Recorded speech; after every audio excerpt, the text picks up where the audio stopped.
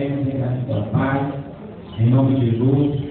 Nós te agradecemos pelo laço matrimonial do nosso irmão Eduardo Jorge, sua esposa lá em Caína, que o teu Espírito Santo, a partir de agora, esteja guiando, guardando, cuidando, conservando, reconstruindo em sociedade, e te pedimos que a bênção da frutificação, a bênção da prosperidade, da união, esteja presente nesse matrimônio para todos os séculos. Ó meu Deus, muito obrigado, Senhor, por tudo, pelas conquistas, padrinhos de noivos, padrinhos. Falei que o filme não é legal.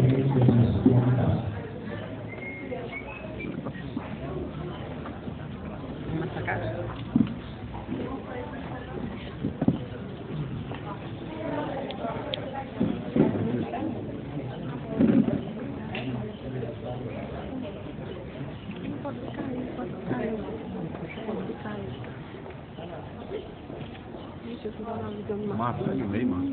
Assim não, não presta não, tem que ser assim. Vai uma vez, tira as pés de cabeça pra baixo. Filma? Tá filmando.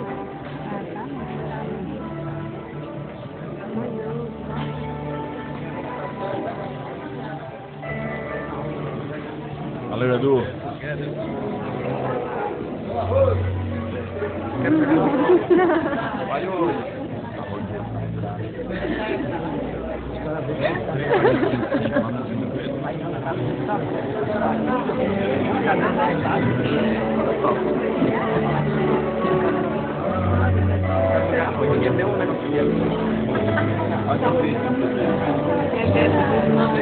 Deixa eu tenho